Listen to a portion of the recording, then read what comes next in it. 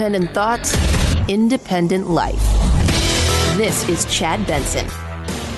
Governors across the country are looking forward to phase one and announcing plans for an economic resurgence. We're going to have a resurgence at a time when millions of American workers and families are struggling with the financial consequences of the virus. It's critical to continue the medical war while reopening the economy in a safe and responsible fashion. During this time, Americans must maintain strict vigilance and continue to practice careful hygiene, social distancing, and the other protective measures that we have outlined and that everybody's become very familiar with. Yeah.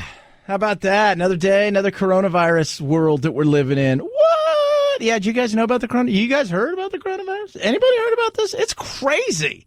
Apparently, some states are thinking about reopening up and doing certain things. And you're like, what? But it looks that way. And I don't even know what to tell anybody at this point in time. I think at some point in time, we've got to realize we're going to have to face the beast. You know, Sweden's been doing that. Sweden decided we're going to take this thing head on. Now, Sweden's different. Look, we could talk about Sweden and the fact that two things, right? First, that they're essentially monolithic society, right? They're all the same, right? It's very much here they are. Secondly, it's a small sample size. They don't have a huge immigration policy. There's a lot of different things that go into what Sweden is doing. And they already social distance anyways. I think 46% of the people who live in Sweden, the adults, live by themselves. So you've got kind of a pseudo social distancing that's already happening. Plus, they trust their government. They trust their government. We don't trust our government at all. Doesn't matter who's in power. Half the country doesn't trust them. With them, it's like, they all vote. And if the other side's in power, they're like, well, we're going to trust the government to see what's going on because that's what they do. Will it work? It's working for them. Would it work here? I don't know if it would work here the way it's working there. But the reality is they did get something right. At some point in time, we're going to have to face this thing. At some point in time, we're going to have to look this thing up and say, all right, here we go. This is the way that it's got to be. It's ugly, but the reality is the more I read about this, I read a great article yesterday about whether or not there's even going to be a vaccine. Because I hear a lot of people pin hopes on, well, there'll be a vaccine. There's going to be a vaccine. There's going to be a vaccine. Oh, slow your roll. Slow your roll. That may not happen. They were talking about the two phases of the vaccine world. That some vaccines are really easy. Usually there's already something out there that mimics it. They can take it. It's pretty easy to kind of do. And then you've got to go through the red tape, but they feel very confident they get something done. They said on a scale, it's a lot of vaccines, easy to do, lower part of the scale. This, on the other hand, is on a higher part of the scale. Way up there. Way up there. And the worry is that even if they got a vaccine, it wouldn't be 100% effective. May not be 50%. Maybe 30% effective. Which means at some point in time, you have to do what? You have to face it. That the beast is here and that we may have to do some things and make hard choices as adults that we may realize is going to cost lives, as horrible as that sounds, because the alternative is hiding indoors 3 to 6 months a year. And I don't think we as a nation are prepared to have 50% unemployment for a good portion of the year. 323-538-2423 at Chad Benson Show is your Twitter. Feel free to tweet at us. Then you get to the mortality rate. This is something that's very interesting. Los Angeles did a study, as has Connecticut and a few other states, and they're finding out, this thing is a little bit more widespread than we realize. Los Angeles is facing a stark reality. The actual number of people who've been infected with COVID-19 may be up to 55 times higher than the number of confirmed cases. Researchers at USC tested nearly 900 people for antibodies. Their results, estimating as many as 442,000 people in the county have been infected with the virus as of April 9th. But that's less than 6% of the population there. But to put that in perspective, even if that was true, so let's say 400,000 people or so, give or take, have had this thing, been exposed to it. Remember, getting it and being exposed to it and building up antibodies, two different things. Even the worst case scenario that they've laid out, the and every model out there says that 50 million Americans may get this thing. Well, that means that 280 million wouldn't have got it, but would have been exposed to it and built up antibodies, and for whatever reason, never got it. But at the 400,000 level, if you base that on how many deaths they've had in L.A. County, which is right around 620, that puts the mortality rate just a little bit above the flu. And yesterday, Dr. Birx and them were really defending those numbers, and what about that? And there's a reason for that. Because no matter what happens here in this political world that we live in, and it's politics, kids, let's be real. At the end of the day, somebody asked me yesterday, why is he like this during these? I said, he sounds like he's running for re-election. I said, because he is. He doesn't get a chance to go to rallies, which he loves to do. Here, there is no campaigning anymore. This is everything he does from here on out. The president is about re-election. Just like everything that Biden does and the Democrats do is about stopping him and getting their person in to the presidency.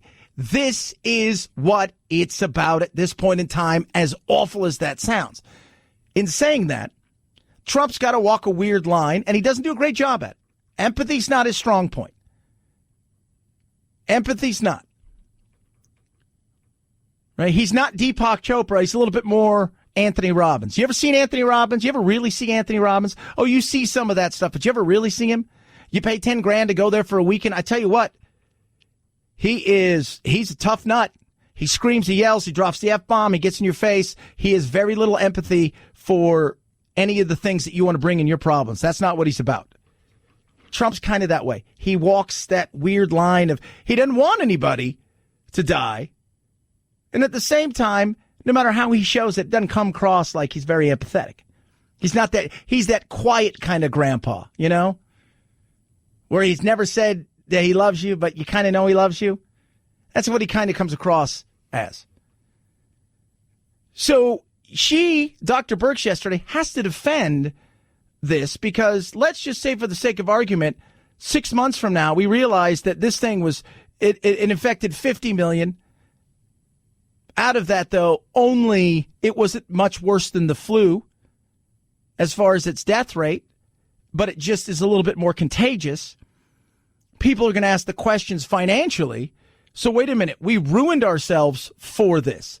So you have to walk a fine line of knowing no matter which way you're going to go, you're going to catch flack. Right? Last week, for God's sakes, Nancy Pelosi's blaming him for the collapse in the economy. It doesn't matter. I mean, my goodness, if at the end of the day we end up losing 40 or 50,000 or, we may lose 60,000, 70 people to this, as awful as that is. It's not 100,000 or 240,000 or 500,000 or 800,000 or a million or 2.5 million. But we could lose 50% of our jobs. They're going to say, well, you, the way that you handled this destroyed the economy.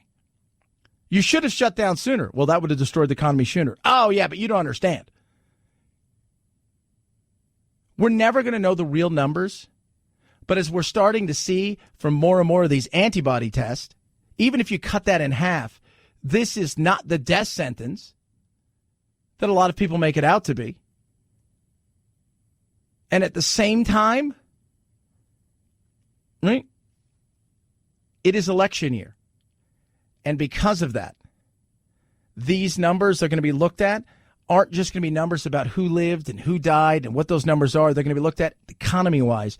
And that is going to be something that the Democrats are going to use and that the Republicans are going to use against each other. They're going to pick and choose their numbers. Here's the reality. You and I and everybody else are going through this.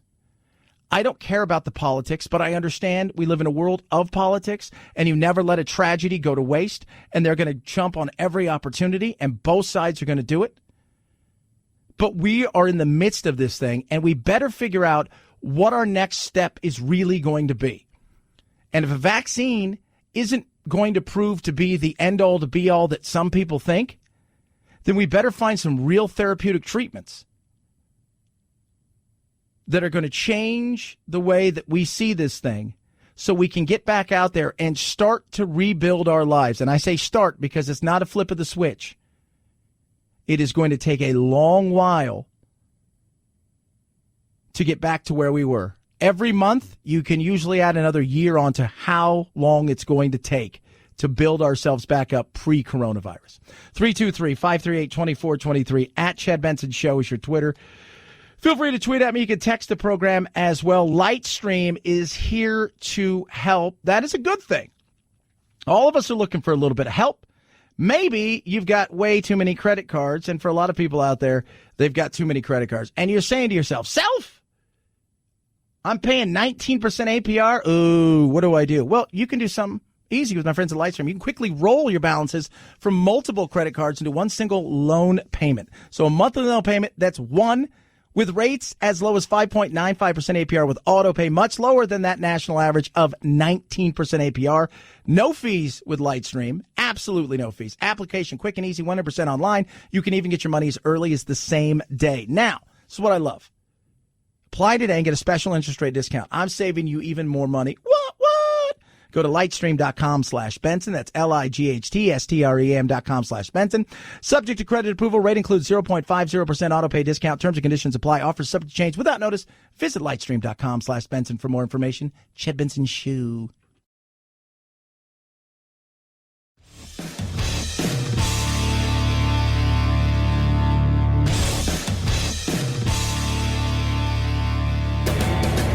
Experiencing separation anxiety? That's dumb. Check out Chad 24/7 at his website, ChadBensonShow.com, and on iTunes, free.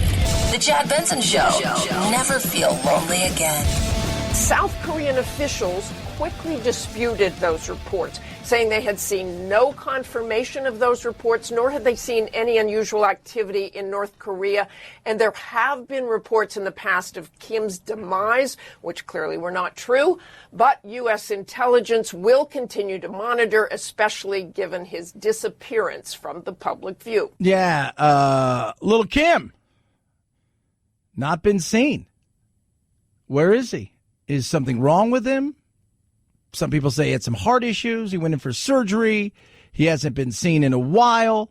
How true? This is a very cloak and dagger kind of situation, especially in a country like North Korea, where we know very little about what goes on there. It's tough to spy on them, although we do it. A lot of the information comes via second, third, and fourth hand. How true is it or isn't it? How much of it is them?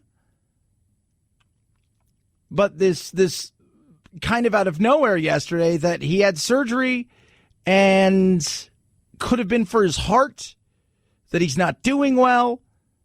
You've got people looking and saying, wow, of all the times for things to go really screwy, what would happen if Lil Kim disappeared? If the Undog disappeared? Well, he's got sisters, but the Kim family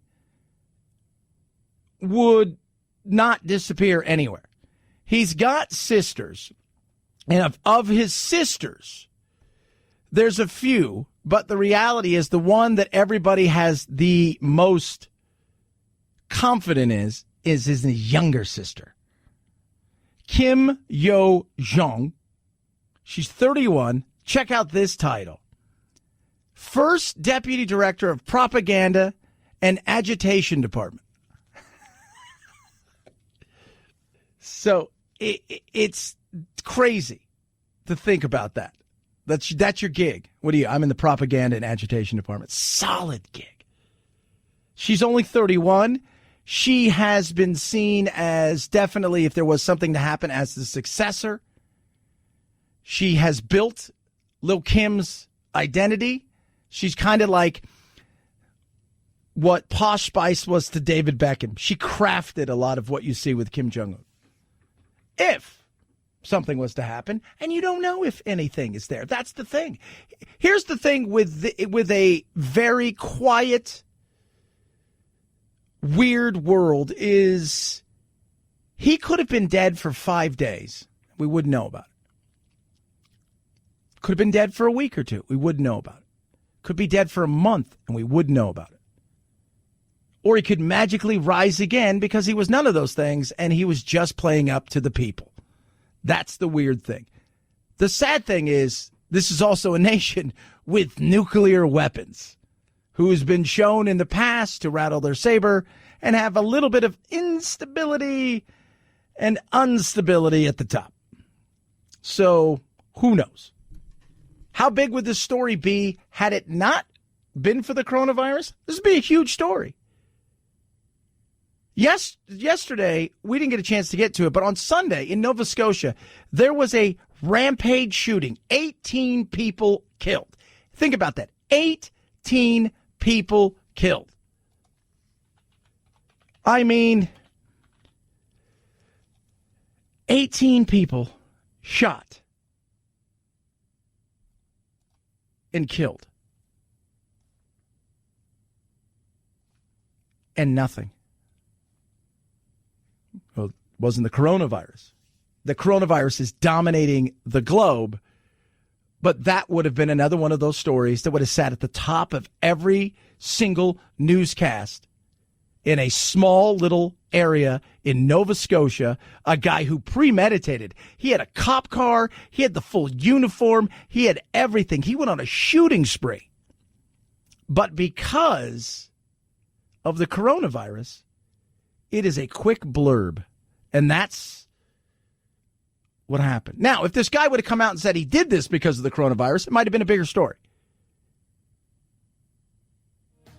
If the coronavirus kills, what's his name, old Kim Jung-Un over there, that's a bigger story. Him dying from a heart surgery, if that was to happen, nah, we got other things. 323-538-2423. At Chad Benson Show is your Twitter. It's the Chad Benson Show.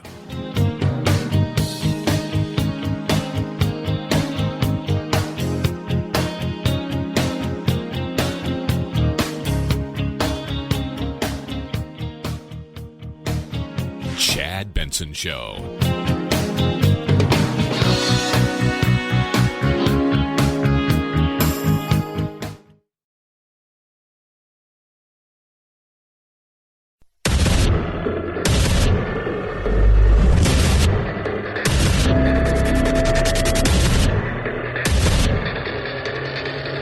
Independent thoughts, independent life. This is Chad Benson.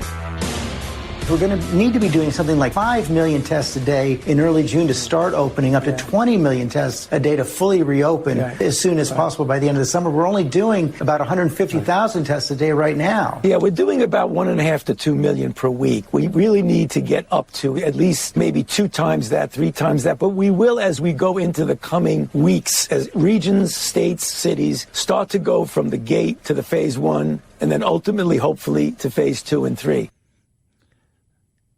20 million a day? Really? Here's the thing. You can go get tested today, right? So you go get tested. And then you get it back in a day or two, but you've been exposed by the time you get back your test, and you may have it. Are we going to test every day? And well, what about contact tracing? How many people do you need for contact tracing? How many people are we going to employ? Are we going to get buddied up with somebody and say, all right, here's the deal. I am going to follow you everywhere, and you're going to follow me. We're going to write down the people that we've come in contact with, and then those people are going to write down the people they've come in contact. I mean, it's not possible. And we're not going to test everybody. Let's be real about that. We're not going to test everyone. I know there's some people that we should test everyone before we go back to work. It's not. That's not going to happen. It's just not going to happen. The reality is we're going to test maybe 15 or 20 million Americans. We're not going to test everybody. And out of those, you'll get some false positives, false negatives. It's not an exact science, even though science should be exact in the way that they do these things. It's not. Same thing goes with the antibodies test. We're going to have to face the beast at some point in time. And I've said since the beginning of this, people have a point where they're saying, this is as far as I'm going to go. This is as far as I can go. And I need to figure out what I'm going to do with my life and get back to living my life, because anything more and it's going to break us. And for each individual, they know what that is. Over the last couple days, you've seen protest places, and you're going to see more and more of those growing in the coming days and weeks, especially as every single governor knows now, even though the protests are small, they're looking out and saying to themselves, small protests now, some places getting bigger. If we allow this thing to open up, it could get ugly,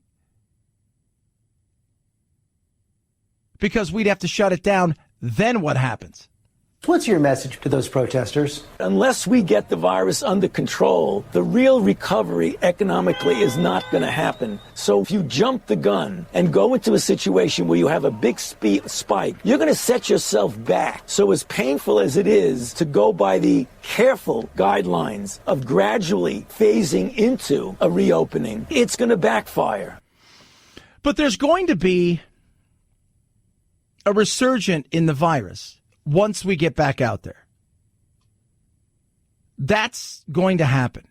The minute we get out there and we start commingling again, we start living our lives, we start doing things that were similar to what we were doing before, the virus hasn't gone anywhere. I feel like we're hiding from a virus while they're trying to figure out a way to treat it. And I get a lot of blowback because people think we should stay inside for as long as it's necessary. If it's 3 months, or if it's 6 months, or if it's 3 years, this is what we have to, we can't sustain that.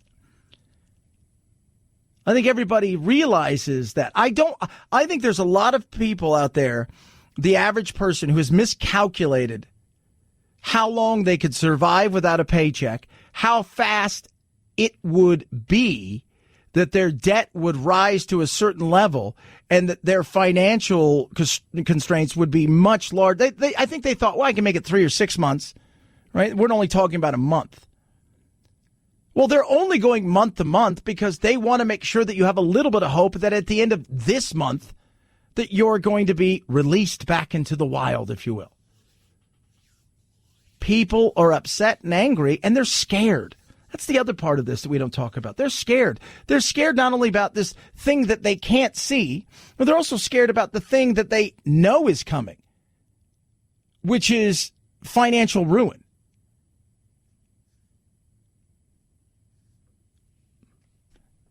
And they feel like they're getting handed this do this or else scenario. And I don't think it's right. I feel like some of these, and I see some of these governors are treating some of their constituents and the residents of their states like children. If you treat them like children, they're going to act like children. The protests in Michigan are growing. Gretchen Whitmer has come down a little bit harder than some states. During the Easter weekend, there was a no travel. By no travel, it's like you weren't going anywhere. They didn't want you to leave your house. Outside of going to get some groceries, it was like nothing. Don't go anywhere. Don't move. Do you have any regrets on any of the restrictions that you have put into place? I don't, and here's why. Michigan right now has the third highest number of deaths from COVID-19, and yet we're the 10th largest state. We have a disproportionate problem in the state of Michigan, and so we could take the same kinds of actions other states have, but it doesn't rise to the challenge we're confronting, and that's precisely why we have to take a more aggressive stand. And I never hear reporters ask the questions. All right, so phase 1, phase 2, phase 3, if we find a treatment, all bets are off. We get back with our lives, right? If we find a real solid treatment. But let's just say phase 1, you get into it, and part of the way into it, you see a spike. At what level do you say we've got to shut down again? And how do you explain to small businesses, hey, you're shutting down again, but we're going to ramp up the stop again, start again. This affects everybody. Think about this. Yesterday, Disney laid off 100,000 employees or furloughed 100,000 employees. Disney. If your mom and pop shop down the street, you're not Disney. You're not getting the line of credit that Disney's getting. You don't have extra income coming in from other sources that's going to keep you afloat for a little bit. There's a lot that they're doing that you're not going to be able to do, but they also have a bigger nut to crack every single month. People are going to ask serious questions. They are. And they're asking serious questions. But you get the governors coming out and saying things like this. Before you protest, why don't you take a walk through one of our ICU units? Why don't you see the agony these folks are going through? On a ventilator, desperate to say. It's like a one-ton person sitting on your chest. Yeah. But you can do that on any day and see 1,700 people dying from heart disease, 1,600 people dying from cancer a day. Well, Chad, you should not understand. No, I do understand. Absolutely. I think we all understand what this is about. Nobody wants to see anybody get sick and die. Nobody does. But I hear people come after everybody who's out there protesting as if they're a bunch of morons, toothless mouth breathers. There's a lot of people who are protesting for several different reasons. Some of them, you know what? They're out there because they are the kind of people that like to stir it up. Some people are out there because they believe that we're getting stepped upon by governments coming in and overstepping their boundaries. And others are out there because they feel like if we don't do something and we don't get back to work, they don't care if they get through this thing with their health, because at the end of the day, they're going to have nothing left at all. And they're willing to take that risk. But you get a lot of people out there who say things like this. Stay home. And by the way, can I just make one more point? These people are being egged on by right-wing media and people like Alex Jones and Rush Limbaugh. And why are you bringing guns to a rally? You want to call yourself protesters? Leave your guns home. Those are terrorists who bring guns to things, to rallies. I don't trust that at all. Shut up, Joy Behar. I thought you retired. It's people like that, though, that sit around with a decent amount of money criticizing the everyday average person that goes out there. And are there people that are being egged on by a lot of people in the media which I work in? Absolutely. Because they love to stir it up. But there are a lot of people, and we had protests here in Arizona yesterday, they're out there because they've watched their businesses die, knowing they're not going to open up anytime soon, feeling like they're out here in just limbo, waiting for something to happen, waiting for somebody to give them the nod that it's okay to do something. And they realize that every week that goes by, it's another month they're going to try to have to rebuild. Every month that goes by, they realize it's a year they're further into the hole. They don't know whether to take the money from the government or whether not to take the money from the government. They don't know when that starts or when it doesn't start. They're confused, they're upset, they're angry, and most of all, they're scared. I deal with small businesses every single day. I have a small business. We've had to cut back. It sucks. No revenue. We're not doing anything. It sucks. I don't know what to tell people. But at some point in time, the governors are going to have to look at their constituents and say, all right, here's the deal. There's going to be a spike. Those of you that can, should. Those of you who are worried, you stay in. But we're going to have to face the beast. And until the government says, look, give us 90 days for sure to do this, then if we can't get the things that we need, we're going to have to make a real decision about sending everybody out there. I think you would have had people buying in on that. But this, we're not quite sure, give us a little bit more time, disinformation. It's funny, you don't need disinformation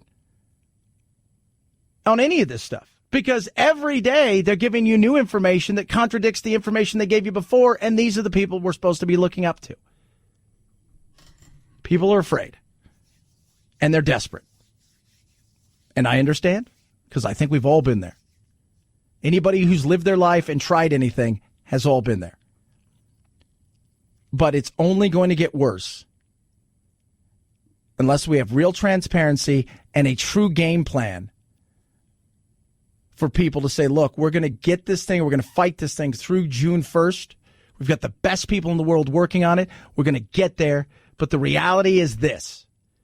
If by June 1st, we don't have this thing under the kind of control we want, and we've stockpiled enough of the things that we need as a just in case, we're going to get the world and the country back to work. And we're going to allow you guys to make that decision on your own. You treat people like adults, they're going to act like adults. You scare them and treat them like children, you're going to get more of this.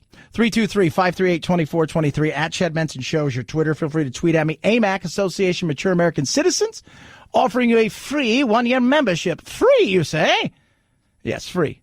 No credit card required, no cash outlay, none of that stuff. It's just a free 1-year membership. You go to amac.us/Chad to sign up.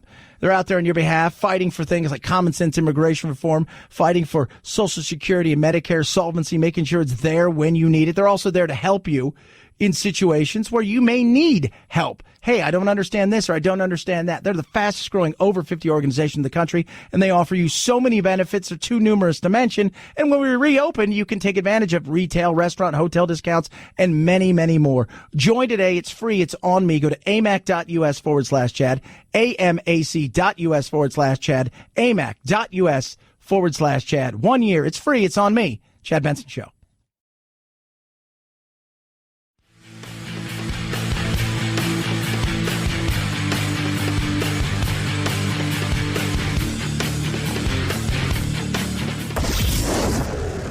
I, you, he, she, it.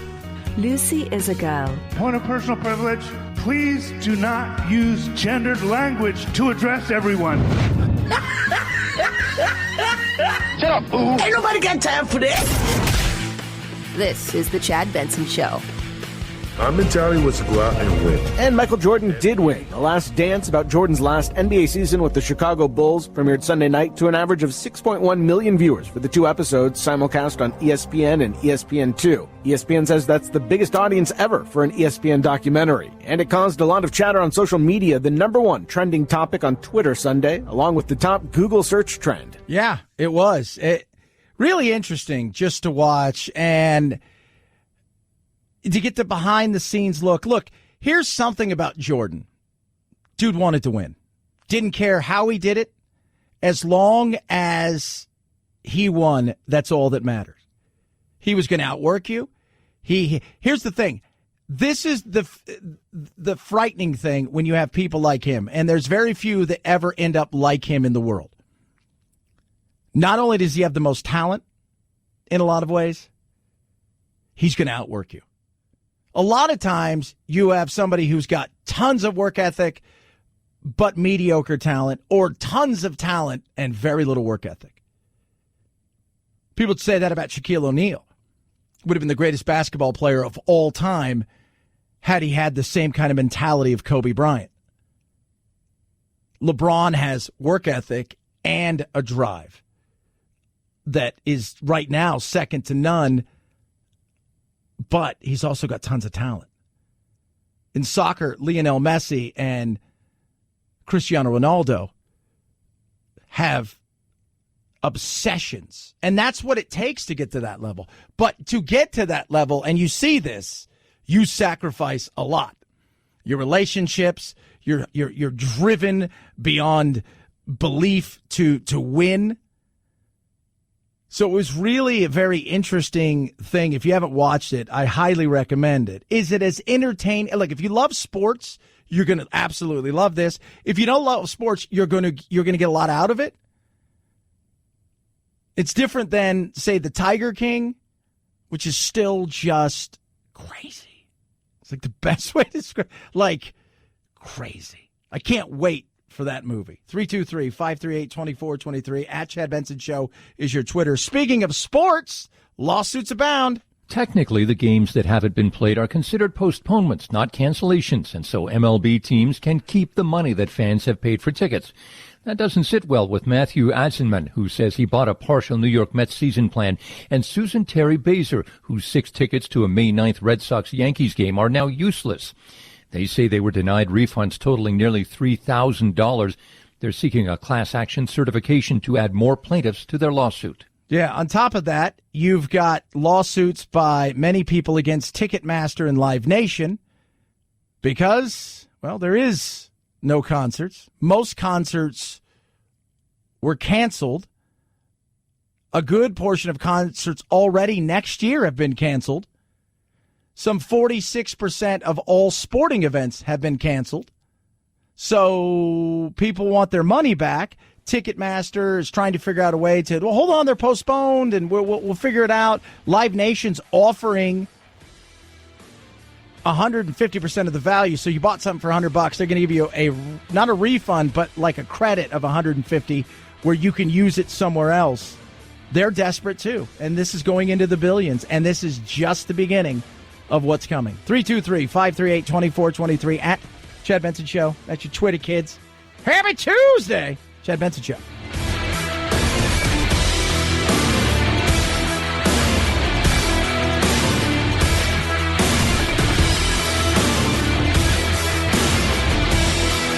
This is the Chad Benson Show.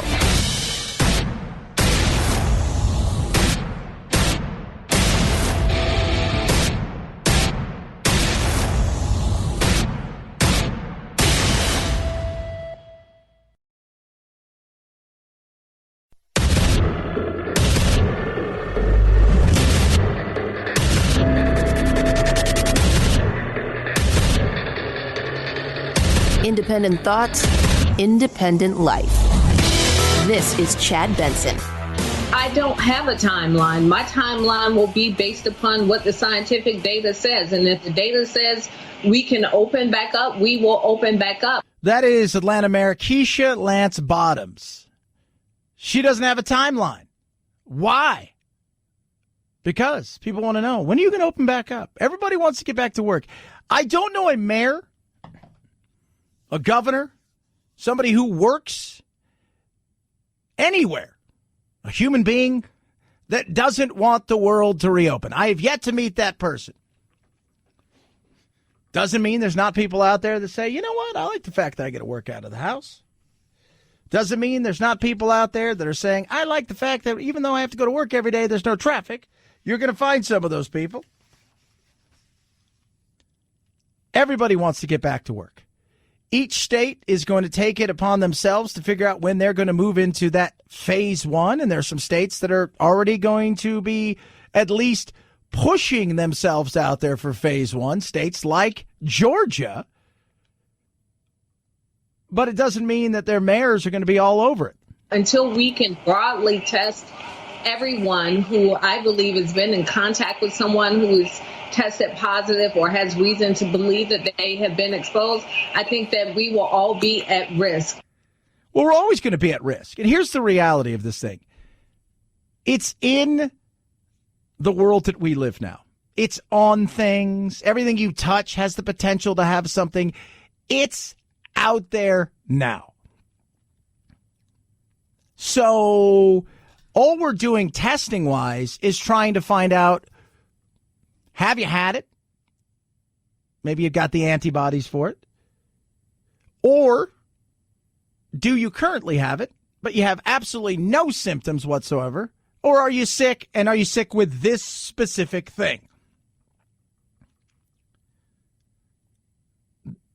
It's not like once we test everybody, it goes, even if we tested everybody today.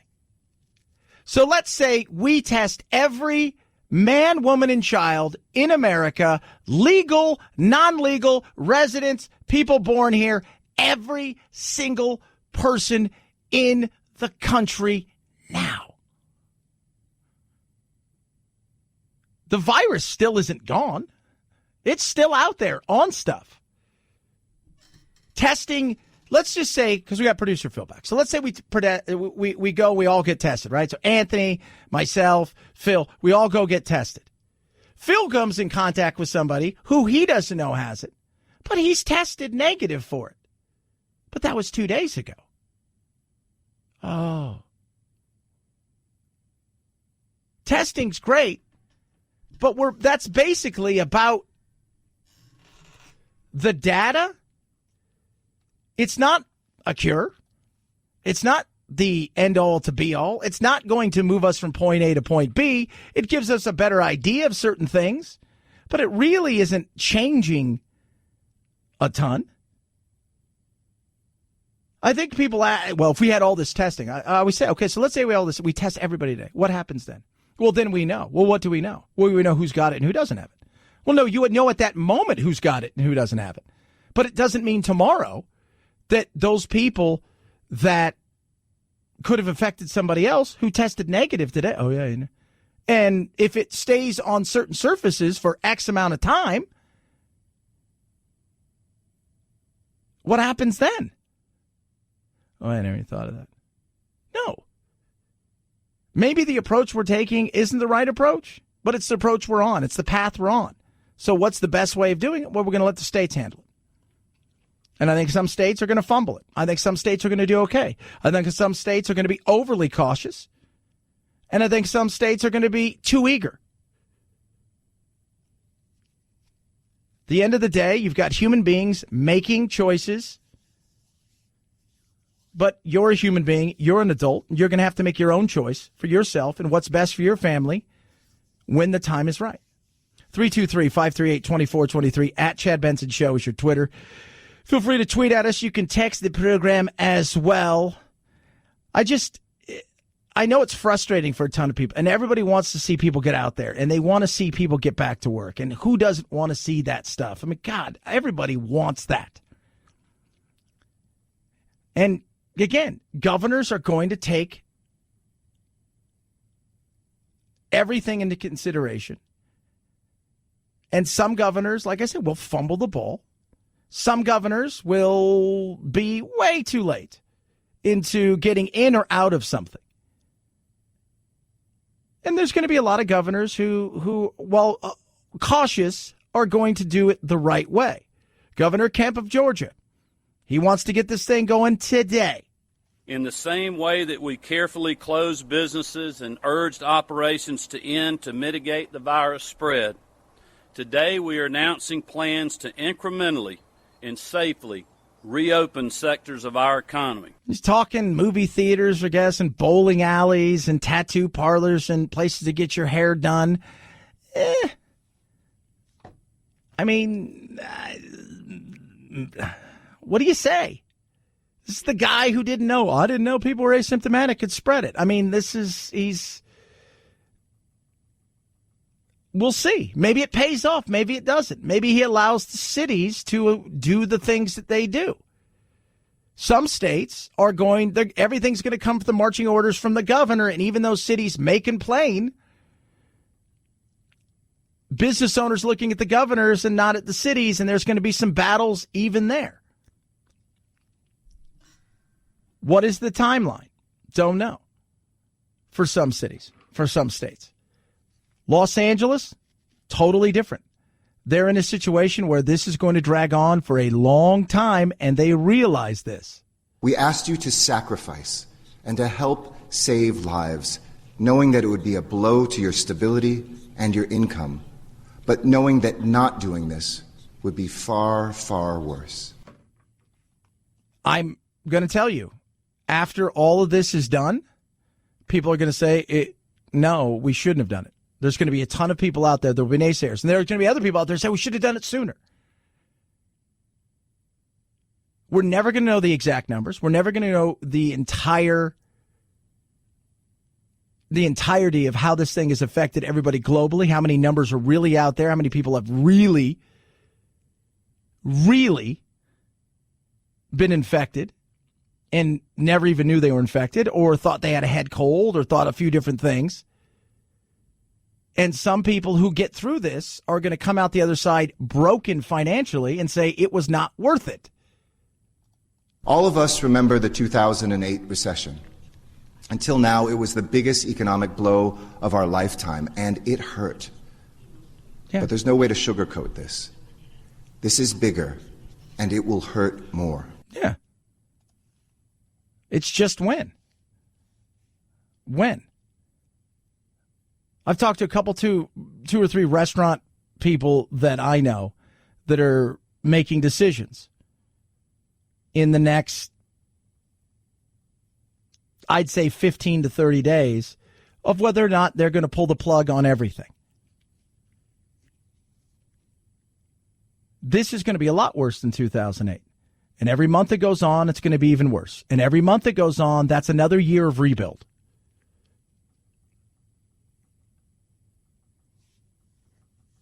Testing, great. Testing's fantastic. But the kind of testing that people are talking about that they would like to see done is insane. Contact tracing. How many people would you need to contact trace every single person in this country? Well, if we tested everybody, it's not a surefire fix.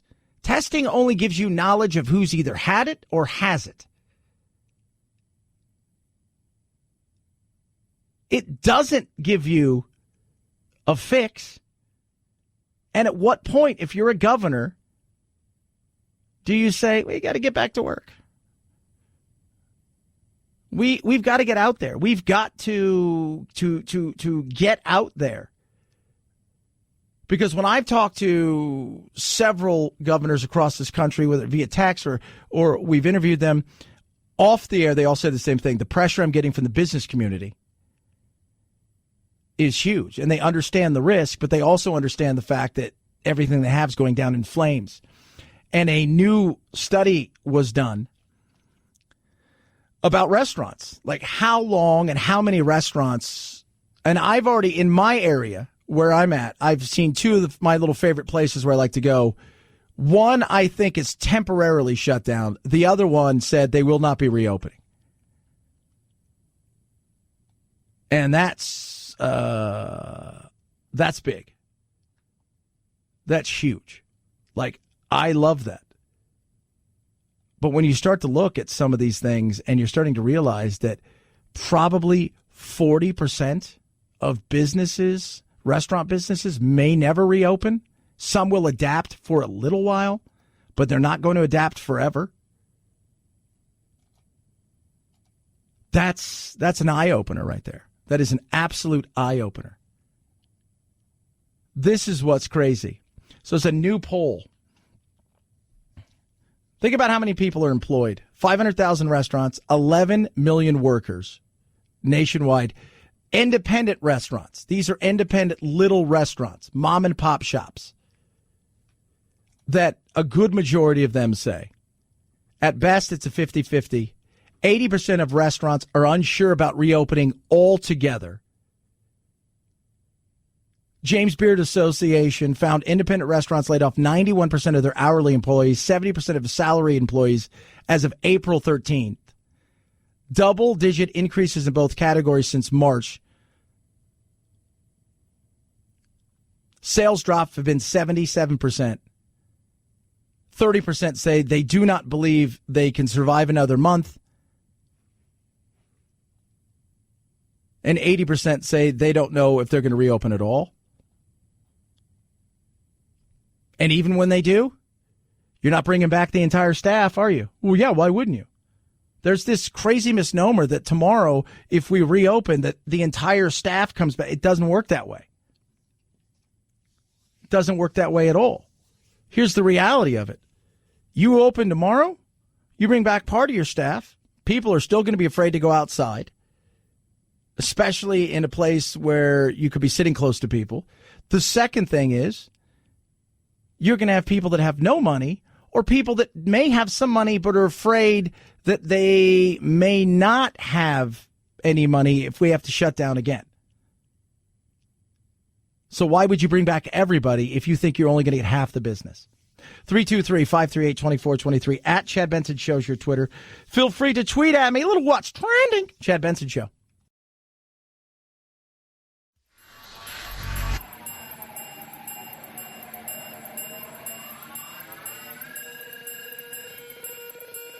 Set Chad straight.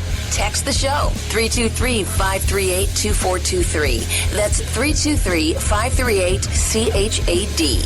Someone has to do it. Might as well be you. The Chad Benson Show. 3, 2, 1, 0, ignition, liftoff. Now it's time to find out what's trending. What's trending? Yeah, what does that mean? I mean something, right? Like it's trending on the old internet. What's trending? All right, let's take a look what's trending around the globe. First, we're going to Google. So Google, Georgia, the coronavirus trending. What will they do? They're going to be one of the first states that dips their toe into this, and the battle has already begun. Exxon stock crashing. We're going to talk about that. Gas prices. Something big we'll be talking about in a little bit. Chevron as well trending there.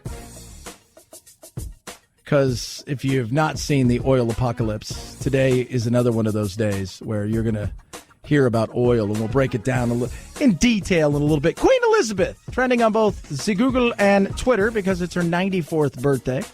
Impeached President Trump. Every day there's something about that. Lots of NFL draft talk as we approach. We're 2 days away from the NFL draft. National Tea Day. If you're asking, Chad, do you drink tea? It's one of the very few things I do drink. I do. I like myself some tea, some Earl Grey. Always good. Oh, you do? Yes, you like your Earl Grey, do you? Yes, of course. Man, when I was in England, having a cup of tea every day was lovely. Little warm cup of tea. Right, little bit of sugar, little bit of milk. So I liked it. The warm cup of tea. Oh, it's delicious.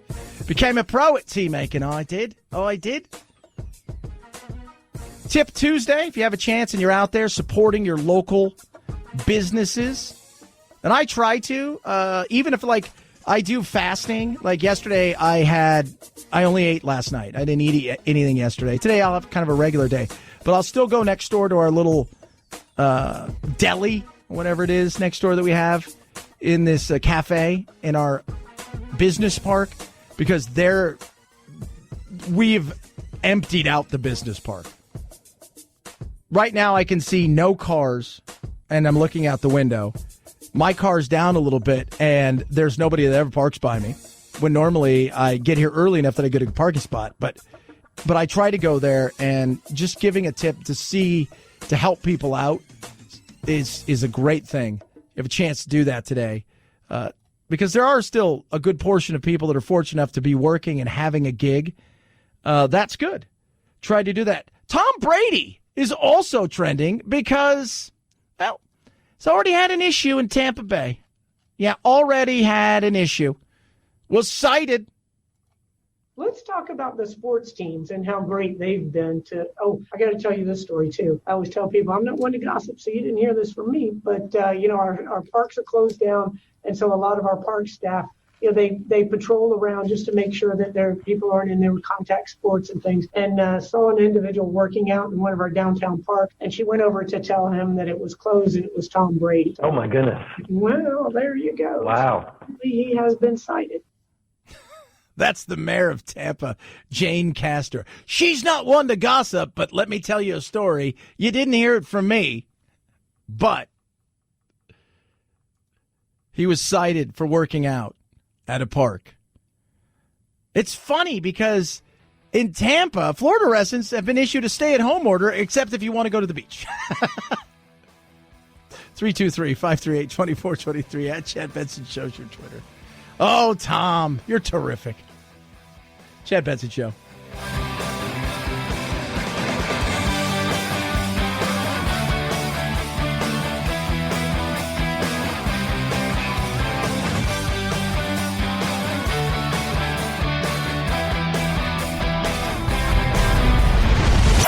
The Chad Benson Show.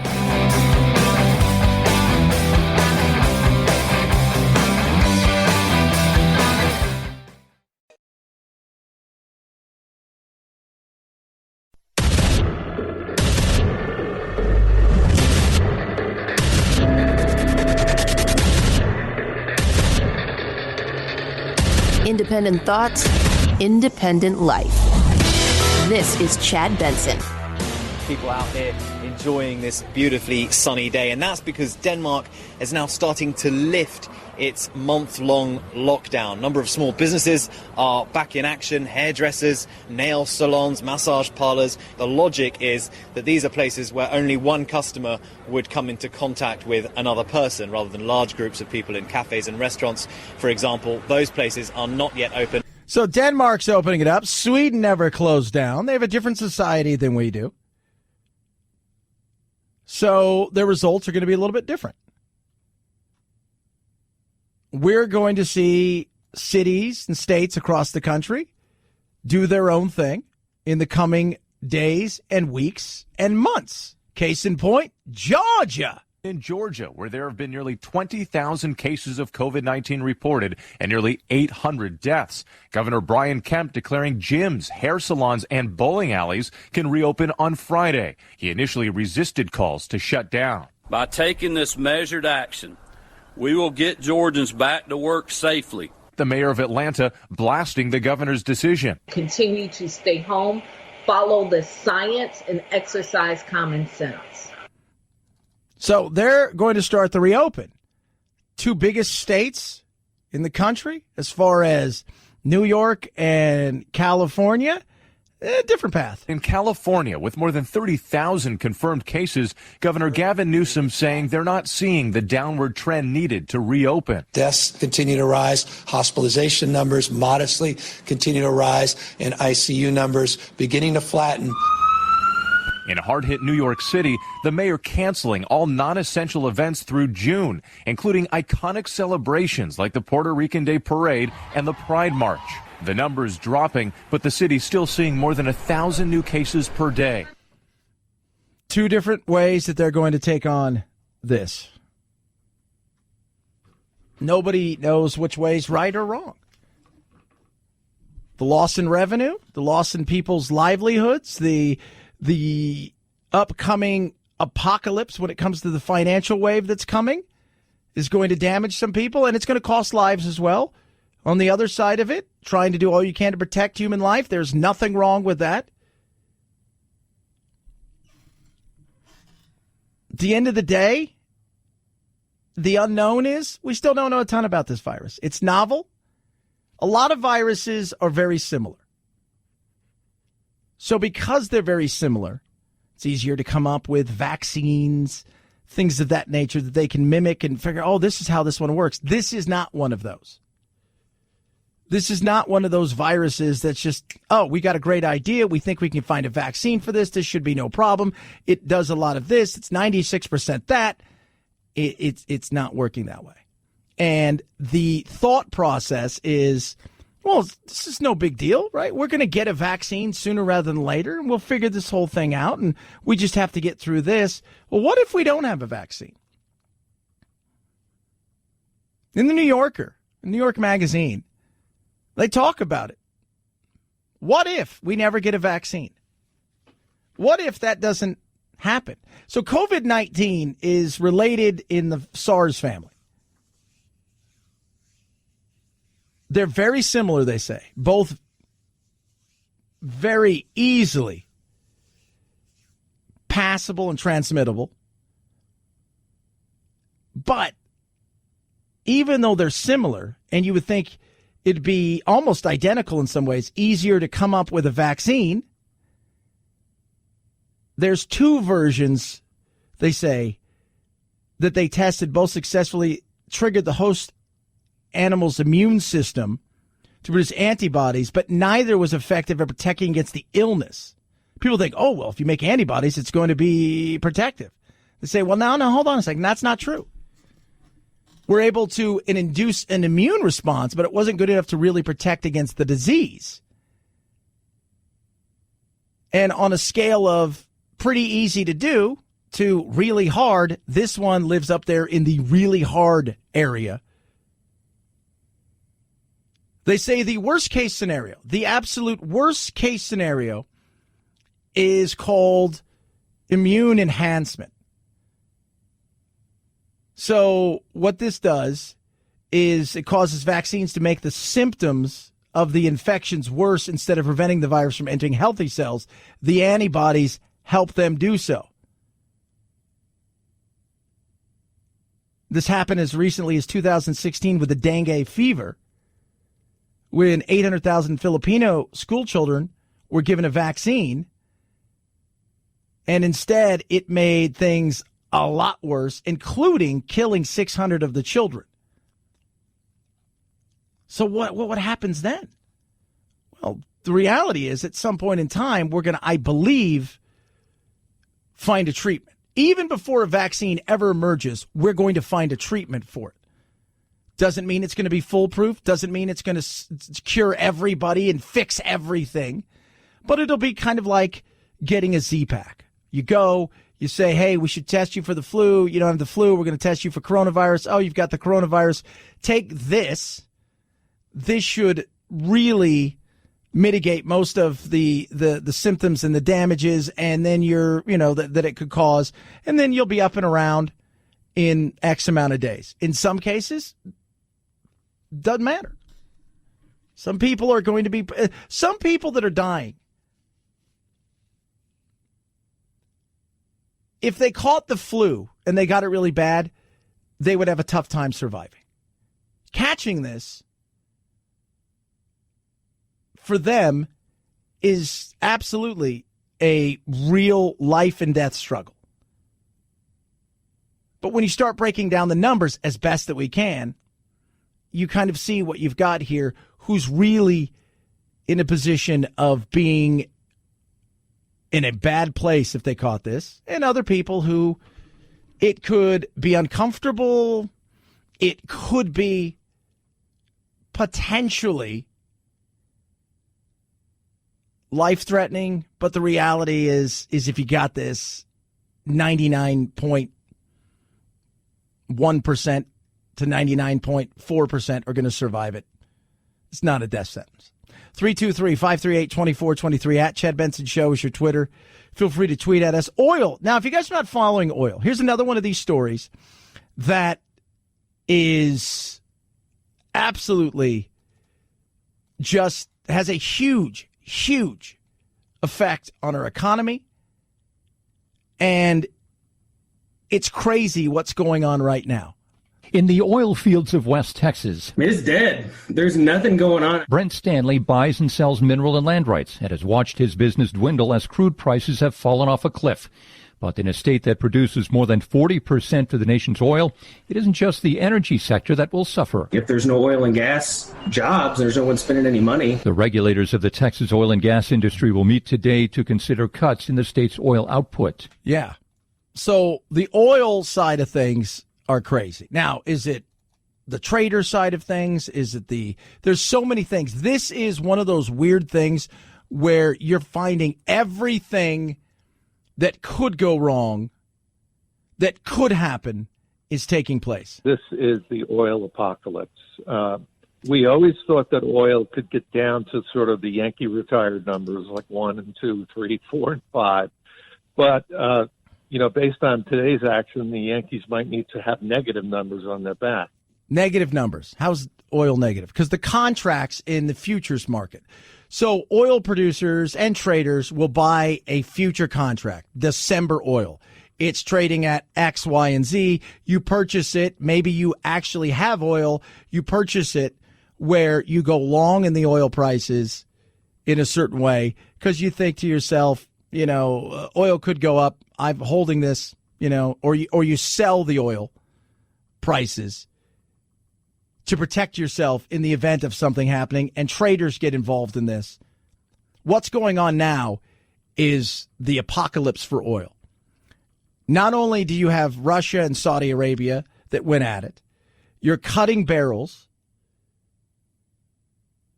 big time.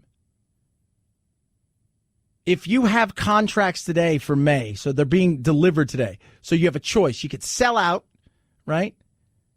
Or you could take delivery.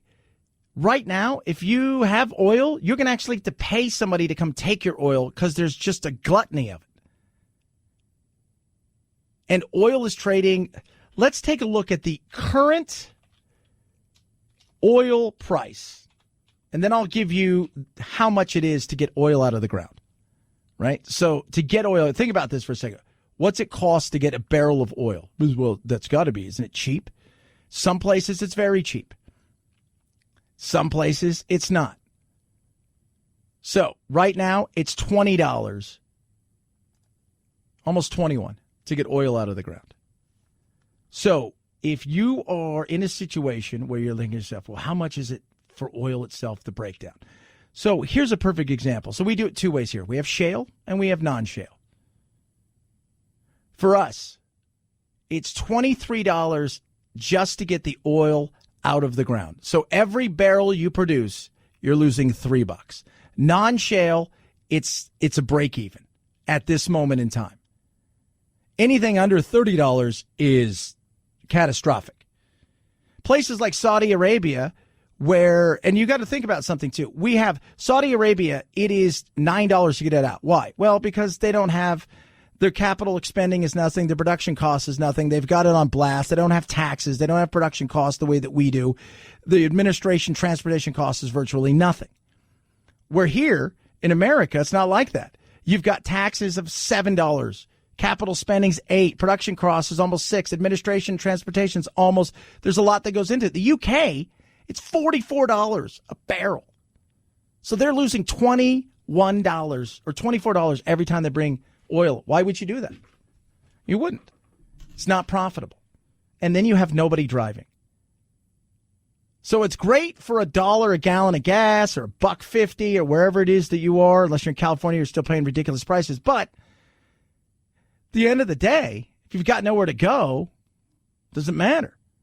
And the jobs that are going to be lost are huge. How ugly is this thing going to be? So ugly that this is what they're predicting. If it's to stay this way for a while in the foreseeable future, this is potentially really, really, really ugly. 1,100 bankruptcies from oil and gas producers by the end of next year. 1,100 bankruptcies. Hundreds of thousands of jobs gone. High-paying jobs. Not $10 an hour jobs, not $20, $80,000, $100,000, $150,000 a year jobs wiped out.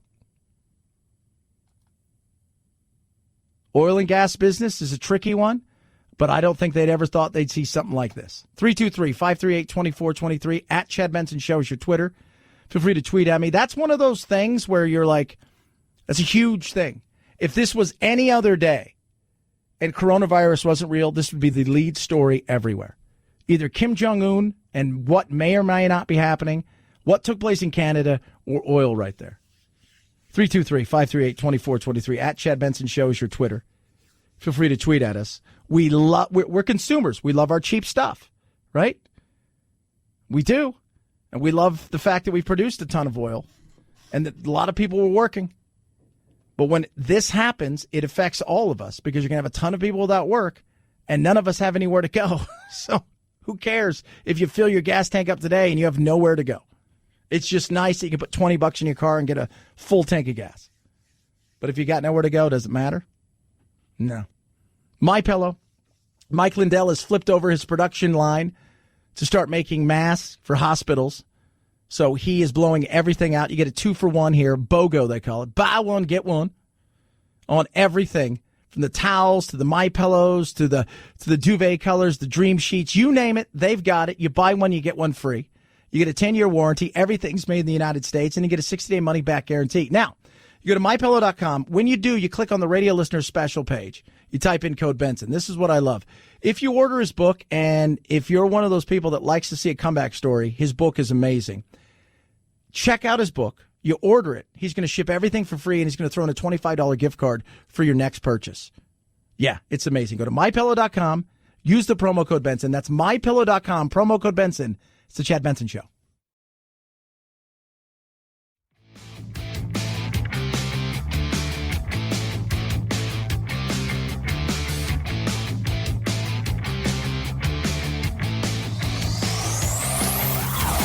Check out our Chad Benson Show Facebook page where you can hang out or hang your grievances out to dry. This is Chad Benson. A weird year in terms of trying to figure out what's going to happen in that top, say, from 5, I think from 3 on down, top 2 locked in. From 3 on down, all bets are off. All bets are off. So Joe Burrow, probably going to go number one. That's Mel Kiper, draft expert for ESPN. Chase Young, Ohio State, will go number two. Then what could happen? That's the big question. All bets are off, they say. All bets are off. Who knows what will happen in the crazy world? Is it Tua? Will he likely go? Will the Dolphins say, yeah, we're going to throw in here? I don't believe Tua gets out of the top 10. I really don't believe that. The interesting part, again, when we look at this situation is we talk about Miami at 5. Now, one of the scenarios the Dolphins have had to have talked about is, do they go and take a really good positional player, an offensive tackle, a defensive lineman? Do they go for somebody like that and then say, we like Jordan Love enough that we're going to go try to get him at 18 or even trade up from 18 up to a higher spot? San Francisco has been openly advertising that it's willing to move its pick at 13. Maybe. Tua, man, this guy, it's like one of those things where you've got a guy, his Wonderlic test wasn't the best. How much does that really affect him? But you got that busted hip, and it's not about the talent. It's about the health. Can you stay healthy? Can you stay healthy? And in the NFL, you're going to win more games because of health than you will talent. Because at the end of the year, if you got more guys that are healthy than the other team, you go and look. What happens? You lose a guy here, you lose a guy there, you lose a guy here, you lose a guy there. This guy's playing, but he's really injured, and he's barely playing. That's how it goes. And for him, he's had that same thing that Bo Jackson had with that busted hip. But he's still going to go in the top 10, I am assuming. I'm assuming the Dolphins are going to grab him. But you never know. 323-538-2423 at Chad Benson Show is your Twitter. Feel free to tweet at me. All that being said, all this insanity that is going on, no TV shows are really doing anything. I read yesterday that the soaps have. So for those of you guys who don't know how it works, soap operas are filled usually 2 or 3 months in advance, and then they go and they put them all in the can. And then they'll come and film it. But they do the same thing with game shows. Game shows are filmed usually 1 or 2 days a week on a Thursday or Friday, and that's it. And they'll do like 10 or 15 shows, and then they'll can them and they'll roll them out. Same thing with these. They're running out of episodes of stuff. Like, whoever has the freshest is going to win. Not only do people want comfort food and things they're familiar with, what new stuff? That's why the Michael Jordan documentary did so well on ESPN, because it was something new. And they're running out of new stuff. 323-538-2423 at Chad Benson Show is your Twitter. It's the Chad Benson Show.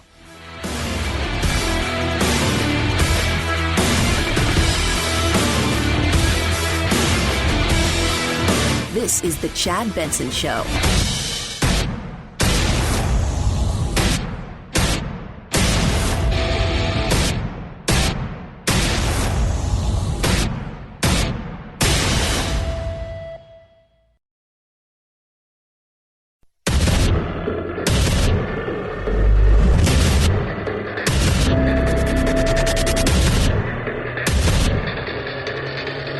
Independent thoughts, independent life. This is Chad Benson. It was 3 months ago today, January 21st, when the U.S. confirmed its first case of COVID-19. A man in his 30s in Washington state walked into a clinic after feeling sick. He had traveled from Wuhan, China, and was eventually diagnosed with novel coronavirus. Many doctors now believe COVID-19 had been in the U.S. long before anybody knew. Now, 3 months later, the U.S. has close to 800,000 confirmed cases. 3 months. Let's get in our Wayback Machine, shall we? 3 months ago. 3 months ago.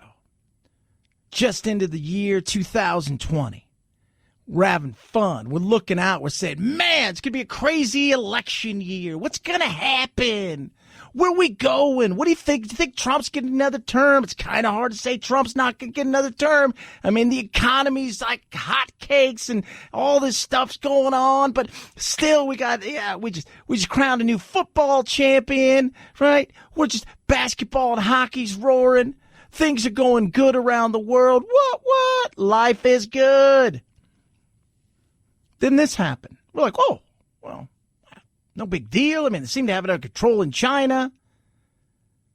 Then we start looking over in Europe and go, well, hold on a second. What's going on over there in old Italy? My Italians over there. Stuff's going on. Uh-oh. Doink, Scoob. Then into Spain. Then it starts to grow here, and Washington State has a cluster of people in a nursing home die. Start taking a little bit more serious. Ooh. Month out, they start getting kind of ready for it.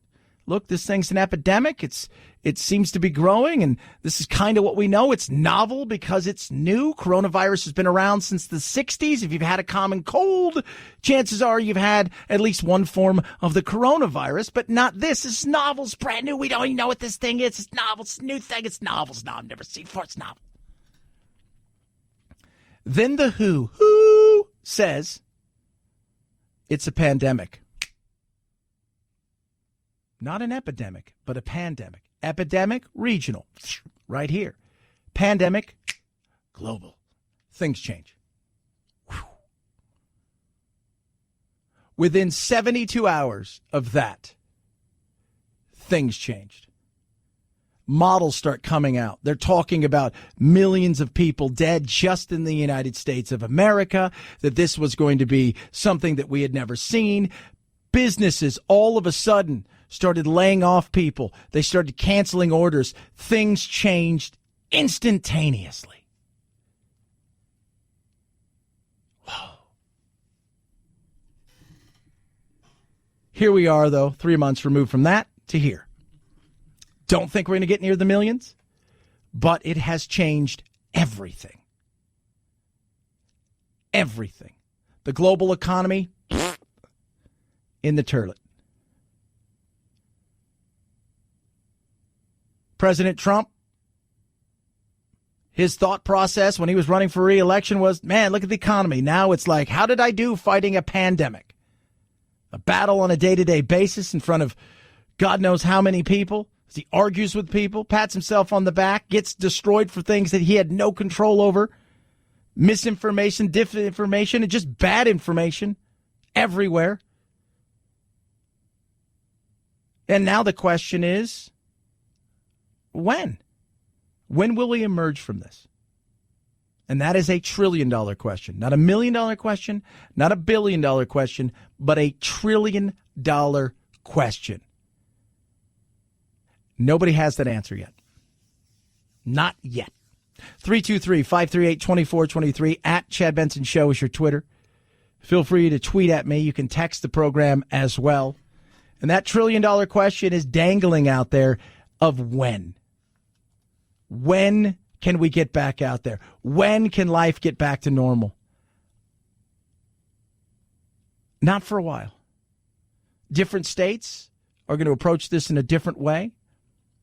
But the reality is at least at this moment in time, this is what it is. This is the normal way of life. And I say this is the normal way of life for now, because the reality is it's not going to be this way forever. But it is going to be this way for a while. And even after we're through this, and either we find a vaccine or a therapeutic treatment or both, you're still going to have a residual effect psychologically when it comes to this. Businesses are doing everything they can to try to stay afloat. Restaurants have been allowed to operate in some capacities, and some are adapting and doing okay. Others, while adapting, they're surviving. They're not thriving. Georgia James was a bustling Houston steakhouse. But in the time of coronavirus, now it and its famous chef are in survival mode. Chris Shepard is not normally elbow deep in short ribs. We're not doing this to make money. Across the U.S., cities have closed bars and restaurants to prevent the further spread of coronavirus. We're doing this to make sure that we can pay the bills. The virus's other devastating effect, economic decline. In the last 3 weeks, the National Restaurant Association says nearly 70% of kitchens in the U.S. have laid off staff. Yeah, that's huge. They're doing it for survival, but even when it's over and done, does it mean anything's going to be left? That's the scary thing. What's left after this? After this wreckage of the coronavirus, what is left?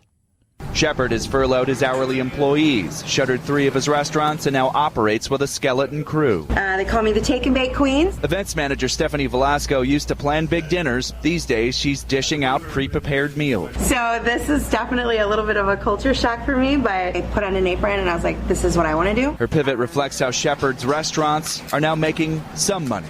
Normally our entrees are $38. We're selling everything at like $12, $14, trying to keep it affordable. We're doing things we've never done before. Yeah.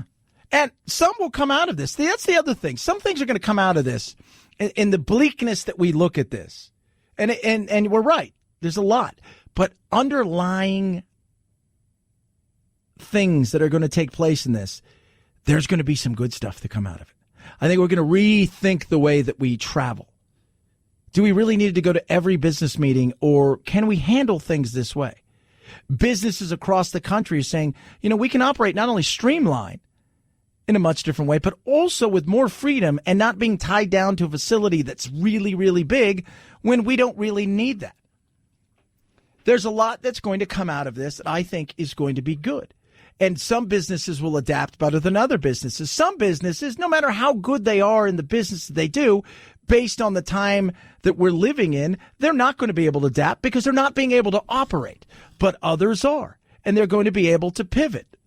But the question at the end of the day is, when does it end so we can start to take some of these new things we've done, but also get back to a way where we were making our old money, maybe combine the two?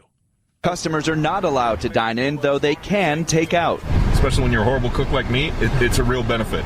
Restaurant sales have plummeted, and local economists say that will bite into city budget. The sales tax revenue comes from retail sales, food service, and accommodation. That's it. Right there. Those 3 make up half sales tax revenue. Circumstances have handed restaurateurs like Shepard lemon. So how long he can make lemonade, we have to make a certain number every day just to keep the lights on, so is anyone's guess. And we're doing that right now. I don't know how long we can withstand this. And that's a lot of businesses. Whether you're making a widget, whether you're making a hamburger or a steak or whatever, it's surviving, because the ones that do survive will thrive eventually on the other side. Some people are going to pull the plug because it's a business decision. Other people are going to fight because it's their dream and they've put a lot of hard work into it. But eventually, they too will have the plug pulled. They may not be the ones who want to pull it, but it will happen. And no matter how much, protection, paycheck protection plans you come up with, it's with no end in sight. It's hard to plan for an unknown that you can't control. You can control some unknowns.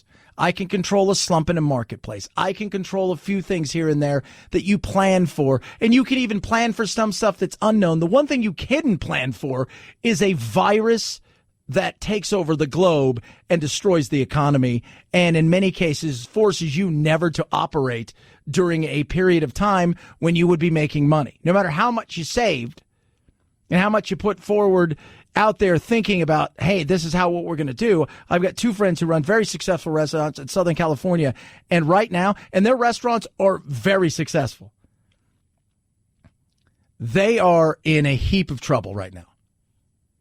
And they run 3 restaurants, one of which they're getting ready to close because they're just like, we're not even going to reopen it.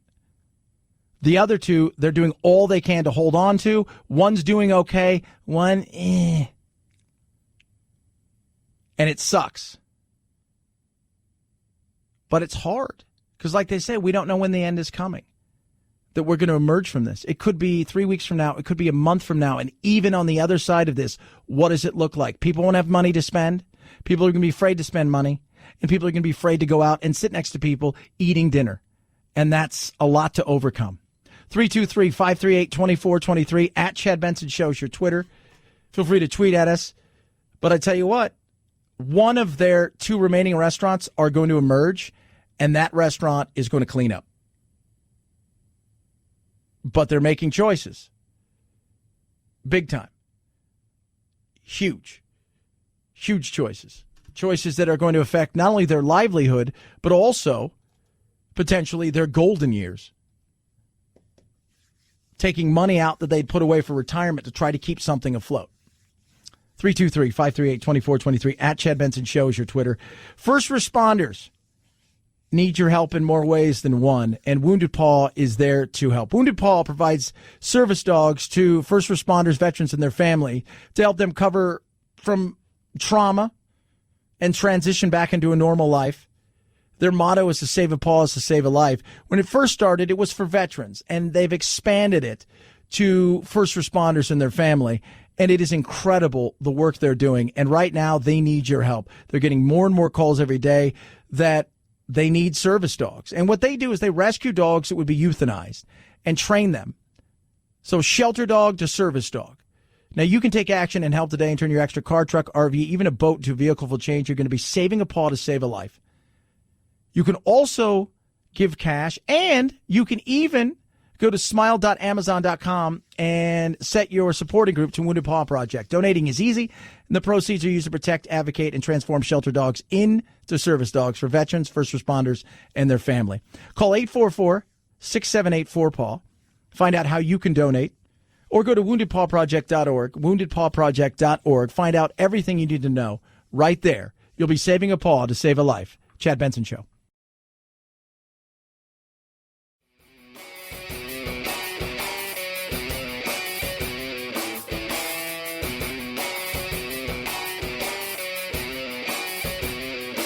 Being antisocial sucks. Hang with Chad's friends on Facebook, The Chad Benson Show. And if you just need some alone time, head on over to Twitter at Chad Benson Show. Either way, we can't wait to meet the real you. The president is not going to take political decisions here, but he's going to look at how he can protect Americans both economically and protect their health. And so this is a temporary issue, just like the prior bans were temporary, and we're doing it to keep the American people safe.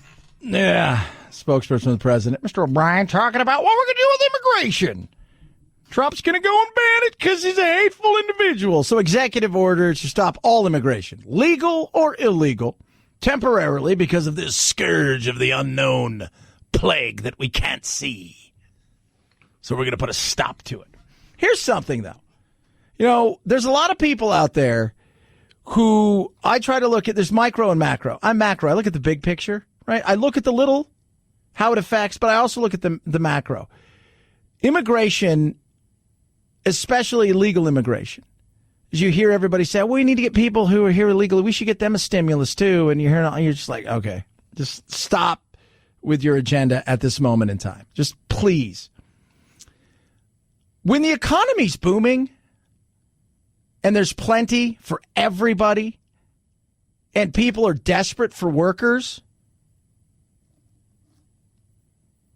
nobody cares if some people are here working illegally. When the economy slows down and people are desperate for work, that changes in a big way. People that weren't a threat to you economically because you were doing okay are now your competition in a way that they weren't before. And that's something to think about in this crazy coronavirus world, is when we emerge from the other side, there is going to be less work available. There's going to be a situation where people are going to be in competition directly with somebody that before they didn't really pay much attention to. But now they are, because that person could threaten your livelihood as far as earning wages. So you watch what happens out of this. And now some people who were, hey, I'm pro-immigration, and those people, and these things, and we should be, and they're cheering the whole 9 yards. Now we're finding out, well, hold on, I got to compete with you for a job. Well, it's my job. My country. You don't think that right now, because we're going through this. But when times are tough, that's going to get very real. You're going to have employers who are going to be, hey, I've got my choice. Who's going to do it cheaper? Who can I potentially pay under the table where I don't have to, I'm going to give you a wage that I would give somebody else. The difference is I don't have to report you, and I don't have to do a lot of different things that are going to cost me in other places. That competition for something is going to be very real, and I think that's being discounted. We're not there yet because nobody seems to be working, but we will get there. 323-538-2423 at Chad Benson Show. There's your Twitter. It's Chad Benson Show.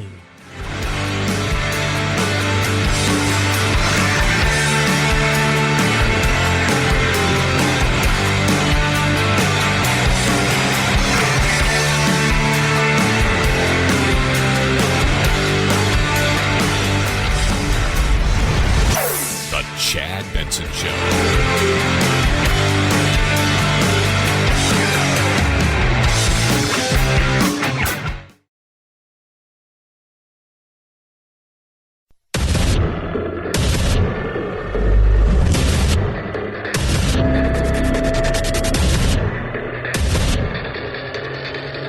Independent thoughts, independent life. This is Chad Benson.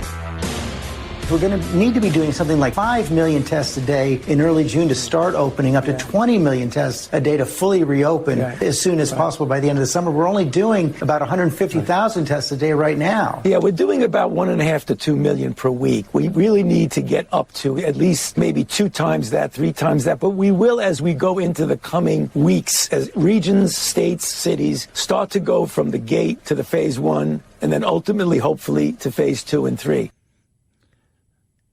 20 million a day? Really? Here's the thing. You can go get tested today, right? So you go get tested. And then you get it back in a day or two, but you've been exposed by the time you get back your test, and you may have it. Are we going to test every day?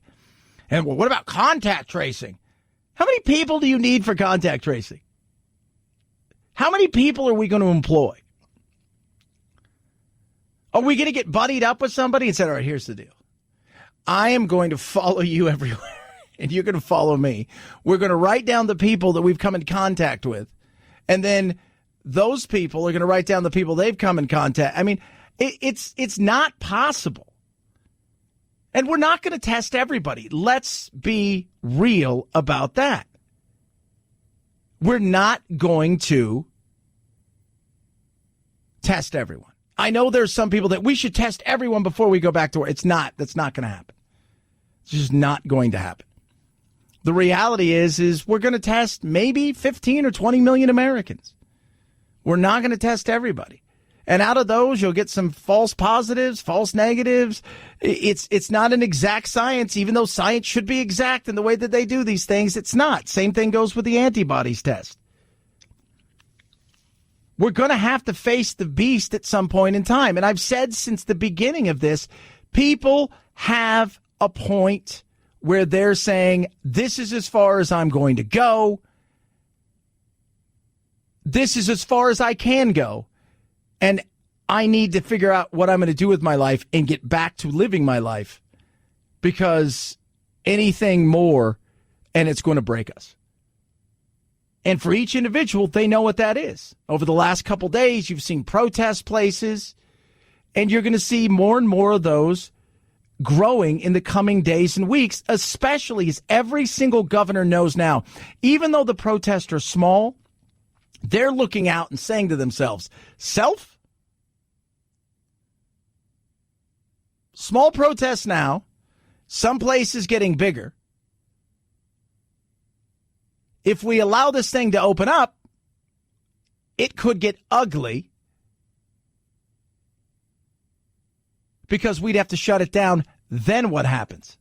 What's your message to those protesters? Unless we get the virus under control, the real recovery economically is not going to happen. So if you jump the gun and go into a situation where you have a big spike, you're going to set yourself back. So as painful as it is to go by the careful guidelines of gradually phasing into a reopening, it's going to backfire. But there's going to be a resurgence in the virus once we get back out there.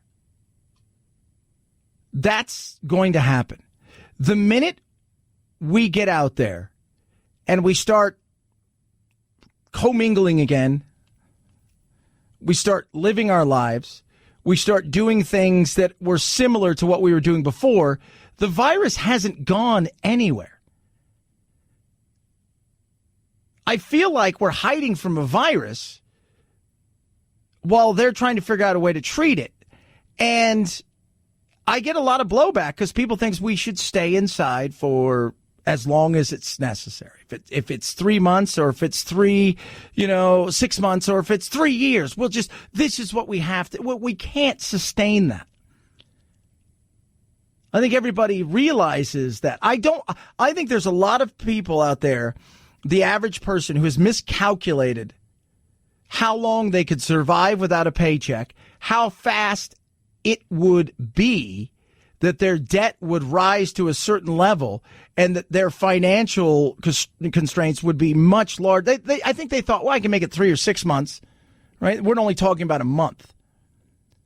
Well, they're only going month to month because they want to make sure that you have a little bit of hope that at the end of this month that you're going to be released back into the wild, if you will. People are upset and angry, and they're scared. That's the other part of this that we don't talk about. They're scared. They're scared not only about this thing that they can't see, but they're also scared about the thing that they know is coming, which is financial ruin.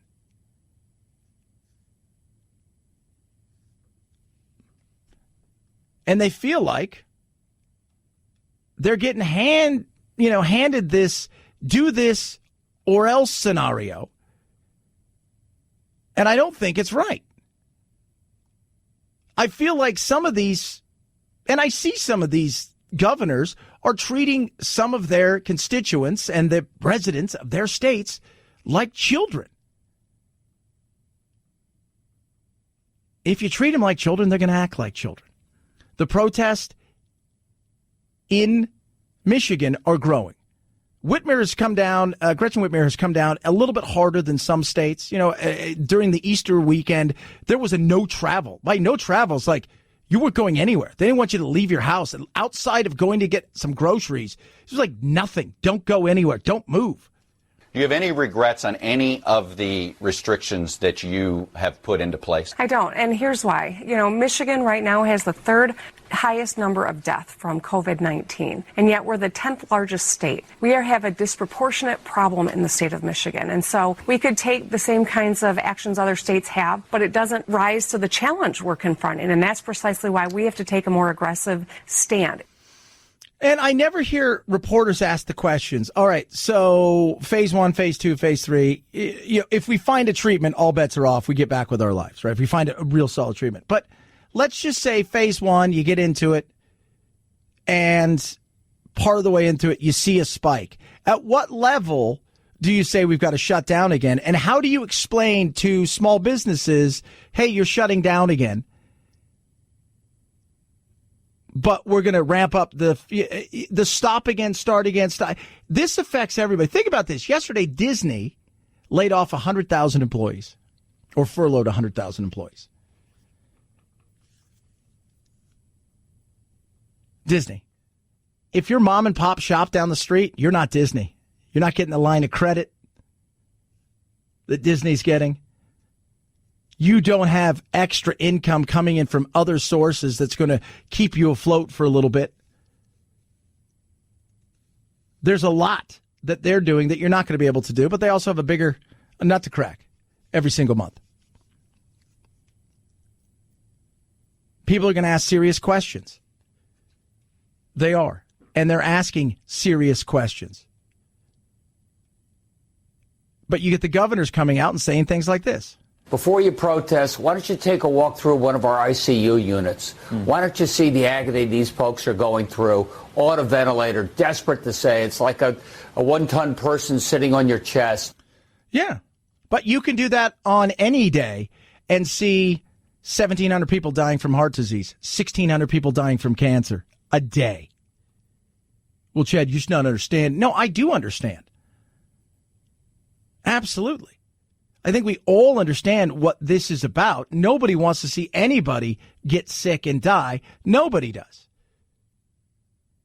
But I hear people come after everybody who's out there protesting as if they're a bunch of morons, toothless mouth breathers. There's a lot of people who are protesting for several different reasons. Some of them, you know what? They're out there because they are the kind of people that like to stir it up. Some people are out there because they believe that we're getting stepped upon by governments coming in and overstepping their boundaries. And others are out there because they feel like if we don't do something and we don't get back to work, they don't care if they get through this thing with their health, because at the end of the day, they're going to have nothing left at all. And they're willing to take that risk. But you get a lot of people out there who say things like this. Stay home. And by the way, can I just make one more point? These people are being egged on by right-wing media and people like Alex Jones and Rush Limbaugh. And why are you bringing guns to a rally? You want to call yourself protesters? Leave your guns home. Those are terrorists who bring guns to things, to rallies. I don't trust that at all. Shut up, Joy Behar. I thought you were tired. It's people like that that sit around with a decent amount of money criticizing the everyday average person that goes out there. And are there people that are being egged on by a lot of people in the media which I work in? Absolutely. Because they love to stir it up. But there are a lot of people, and we had protests here in Arizona yesterday, they're out there because they've watched their businesses die, knowing they're not going to open up anytime soon, feeling like they're out here in just limbo, waiting for something to happen, waiting for somebody to give them the nod that it's okay to do something. And they realize that every week that goes by, it's another month they're going to try to have to rebuild. Every month that goes by, they realize it's a year they're further into the hole. They don't know whether to take the money from the government or whether not to take the money from the government. They don't know when that starts or when it doesn't start. They're confused, they're upset, they're angry, and most of all, they're scared. I deal with small businesses every single day. I have a small business. We've had to cut back. It sucks. No revenue. We're not doing anything. It sucks. I don't know what to tell people. But at some point in time, the governors are going to have to look at their constituents and say, all right, here's the deal. There's going to be a spike. Those of you that can, should. Those of you who are worried, you stay in. But we're going to have to face the beast. And until the government says, look, give us 90 days for sure to do this, then if we can't get the things that we need, we're going to have to make a real decision about sending everybody out there. I think you would have had people buying in on that. But this, we're not quite sure, give us a little bit more time, disinformation. It's funny, you don't need disinformation on any of this stuff, because every day they're giving you new information that contradicts the information they gave you before, and these are the people we're supposed to be looking up to. People are afraid, and they're desperate. And I understand, because I think we've all been there. Anybody who's lived their life and tried anything has all been there. But it's only going to get worse unless we have real transparency and a true game plan for people to say, look, we're going to get this thing, we're going to fight this thing through June 1st. We've got the best people in the world working on it. We're going to get there. But the reality is this. If by June 1st, we don't have this thing under the kind of control we want, and we've stockpiled enough of the things that we need as a just in case, we're going to get the world and the country back to work. And we're going to allow you guys to make that decision on your own. You treat people like adults, they're going to act like adults. You scare them and treat them like children, you're going to get more of this. 323-538-2423 at Chad Benson Show is your Twitter. Feel free to tweet at me. AMAC, Association of Mature American Citizens, offering you a free 1-year membership. Free, you say? Yes, free. No credit card required, no cash outlay, none of that stuff. It's just a free 1-year membership. You go to amac.us/Chad to sign up. They're out there on your behalf, fighting for things like common sense immigration reform, fighting for Social Security and Medicare solvency, making sure it's there when you need it. They're also there to help you in situations where you may need help. Hey, I don't understand this or I don't understand that. They're the fastest growing over 50 organization in the country, and they offer you so many benefits. They're too numerous to mention. And when we reopen, you can take advantage of retail, restaurant, hotel discounts, and many, many more. Join today. It's free. It's on me. Go to amac.us/Chad, amac.us/Chad, amac.us/Chad. 1 year. It's free. It's on me. Chad Benson Show.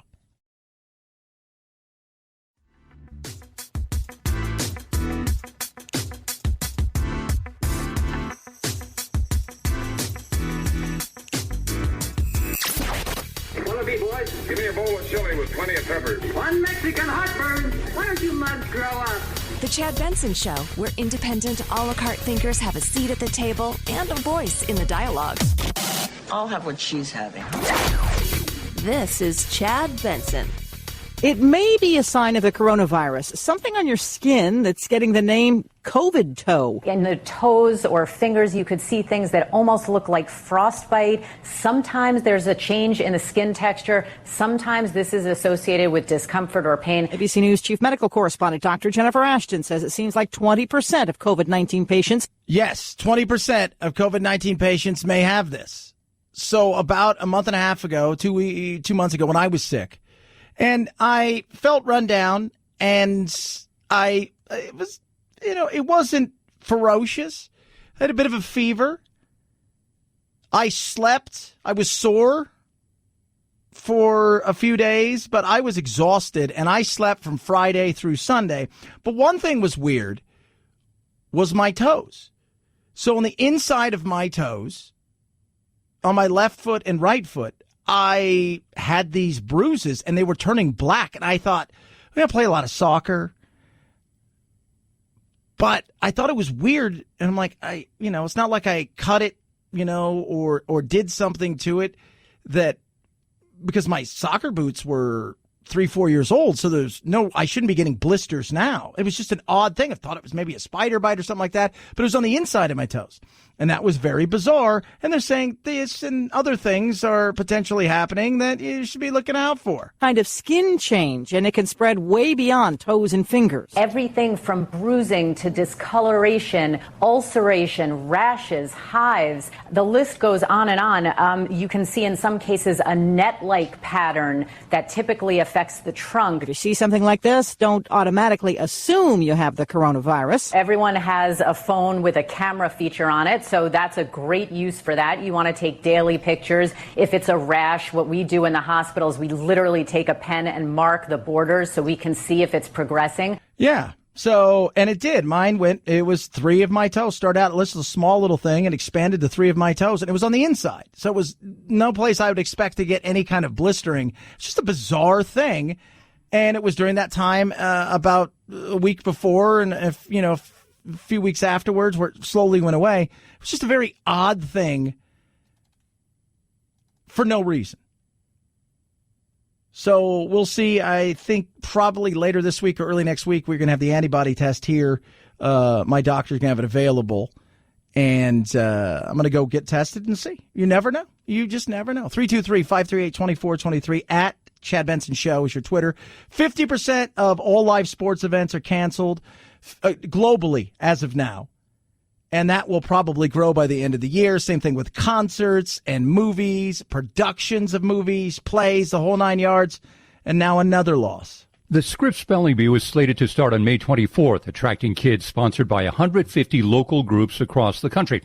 But for the first time since World War II, the bee is being called off. Its organizers saying they could see no way to protect participants or spectators from the coronavirus.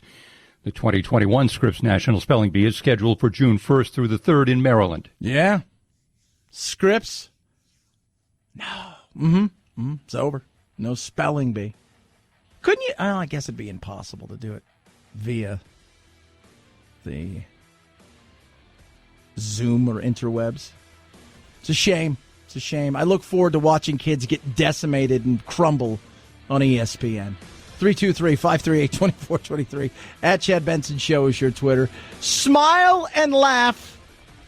That's still free, and we can't stop them from letting that happen. Have a great rest of your day. Go eat a taco. We'll do it again tomorrow. Night, night, Jack.